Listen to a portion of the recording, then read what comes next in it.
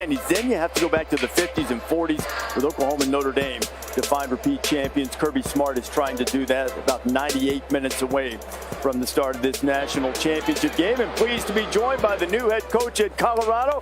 The great Deion Sanders is here. I didn't get the memo that we were all wearing ties. Nobody get that. Nobody. All of us. Even him. Even him. He went from tank top to tie. How about that? You know what? Deion is here scouting. You're starting your season with TCU next year. Oh, wow. Well, maybe. That may change. Oh, it may change.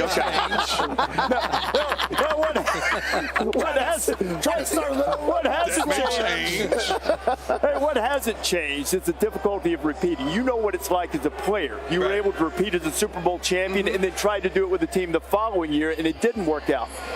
How difficult is that? Why is it difficult? It's not easy. It's very difficult because you have new guys coming in. The main thing is you want those guys that you're counting on to be the guys that you're counting on. Unfortunately, some of those guys lay an egg. Some of those guys don't show up, and that's the problem. When the main guys don't show up for you, that poses a severe problem. Well, you know, relief syndrome is sort of a human condition that we all have when we have success.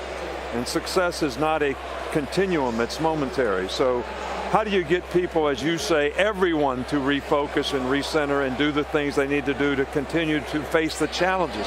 Because when you win a championship, you become the target. Everybody else wants to beat you even more. So it's even more important for you to create the right habits. Complacency, blatant disregard for doing what's right. And then you create the wrong habits. And you go out and play, and when the game comes, you want to win. When the game comes, you want to go do what you got to do, but you didn't put the preparation in, you didn't practice, you didn't create the habits, so you don't have the success that you want to have, and then you get a little frustrated, and things don't work out like you like. Coach, I think all of us who follow college football, you won it in 09, and that football team was your first at Alabama, and yet every year since, you've either been in it or been close to it and won so many. The psychological aspect of what Kirby and his team's been dealing with. He lost 5 first-rounders off the defense last year. This young team came in.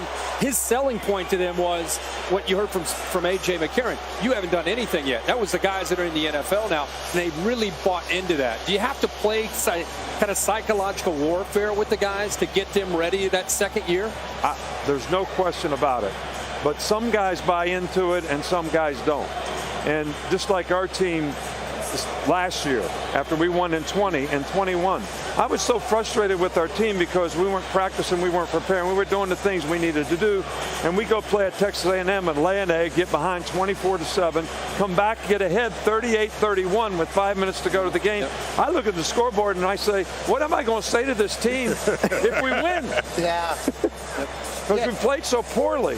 And the worst thing you can do to me in any sport is play poorly and win.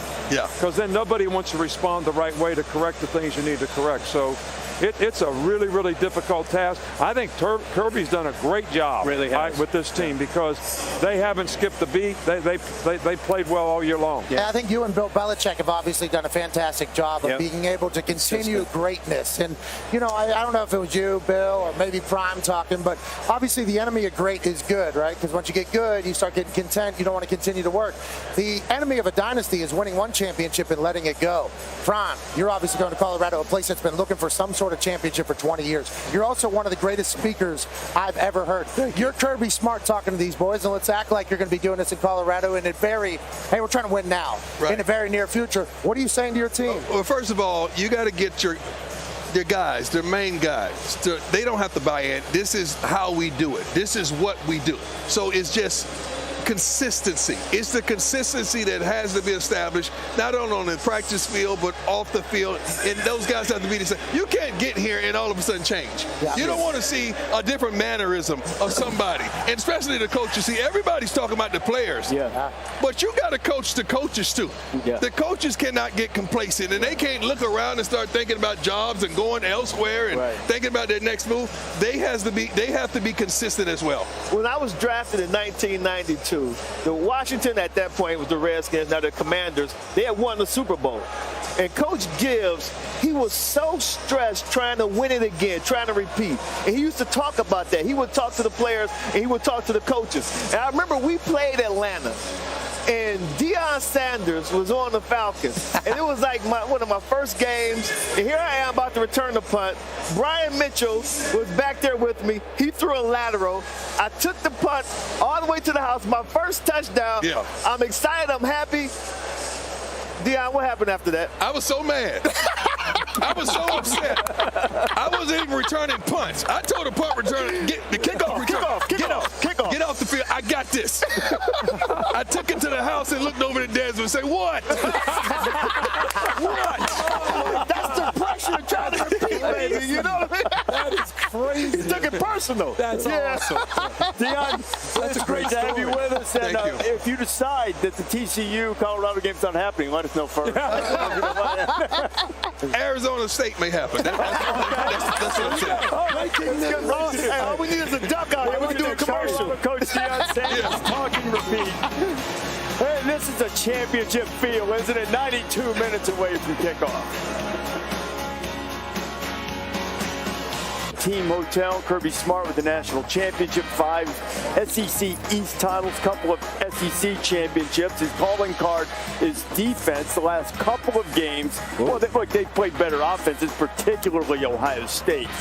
They've given up 35.5 points per game in the last two, over 500 yards per game, 500 yards passing to LSU in the SEC championship game. As we're joined by the greatest defensive dog of them all, David Pollack is here. So Ohio State moved ball on Georgia. Did they give them a blueprint? I think you saw some things you can definitely take from that game. I mean, the running quarterback, that's a real deal. C.J. Stroud looked like Max Duggan all year long, just scrambling around, looking really good. And I think some of the way they moved the pocket and threw back across the formation. So, yeah, I think Georgia, LSU struggled. Versus Ohio State, they struggled. I think there's some things in that secondary. If you can buy some time, you can take advantage of. Yeah, and last week they had to take on the #1 wide receiver in next year's draft. This week they have to take on the #1 wide receiver in this year's draft, in Quentin Johnston. And if Max Duggan and he can connect like they have been since week 5 against Kansas, much like C.J. Stroud and Marvin Harrison Jr. have been able to, I think that'll obviously be a key to success. I think Quentin Johnston and Marvin Harrison Jr. vastly different, though. So look for Darius Davis, #2 wide receiver for TCU for Max Duggan. Also a returner. He can do He's faster than fast. The quick things. Off-script stuff with Max Duggan. This is kind of what Georgia struggled with last week. If it's going to be a blueprint taker, that feels like potentially what it could be. And I'm kind of excited to see what Darius and Duggan can do. Yeah, I tell you what impressed me about the Peach Bowl was the way that Ryan Day called plays, though. Like, he threw caution to the wind. He's like, I don't give a damn. I'm about to go out here. We're not going to just give them the respect. They're going to have to earn our respect. That's what Ohio State's blueprint was against Georgia. They said, we're going to go out this field and we're going to be ourselves. Of course, they did some different things with C.J. Stroud, but that's what a great coordinator does. Dang right. But outside of that, they're just like, man, we're going to play knuckle up, roll up our sleeves. We don't care what happened in the Michigan game. We don't care what happened in the regular season. We're about to show everybody who we are. To me, that needs to be TCU's approach. You can't come out here, okay, defending national champs. No, you don't give them respect. They have to earn your respect on the gridiron today. Yeah, all humans. And to his point, fake punt was called by Ryan Day in the Bro, that's what I'm saying. Like, Ryan Day threw caution to the wind. He was all out in that game. Well, I think a big thing, going back to your point about throw caution to the wind, Garrett Riley yesterday in my meeting with him used the term be bold. As a play caller. Exactly. And he's like, that's who we've been all year. So I really don't expect this environment to make that change. Great point. And if you go back to the Ohio State game, it was some design runs, but really it was C.J. Stroud improvising and creating and directing traffic. So Max Duggan, to me, is more of a concern for Georgia because he's going to run it 15 or 18 times. He's a running back playing quarterback. Very different than what they faced last week. But the same concern because Georgia, David, is vulnerable. They don't pressure the quarterback unless they're able to bring a pressure. They don't have anybody to get home. I think Jalen Carter will be tired tonight because the tempo. I don't know how they get to him in the pass rush. And when they do, he's going to create and buy time. And that secondary, to me, is vulnerable against these wide receivers if they don't get pressure. He created, he backed away and threw the football off of that, too, which was great. What do you think Kirby's listening to on the my podcast? Podcast on leadership? Exactly. What do you say to a team that needs to repeat as a champion? Podcast. But to your guys' point about pressure against the blitz, with Michigan last week. Max Duggan was 6-12, 133 yards, 2 touchdowns. Yep. Yeah. So he handled it well. As simulated pressures, recognizing it'll be a big deal for Duggan against that Georgia They're going to defense. have to spy Duggan, right? I mean, Kirby's going to have to. They better.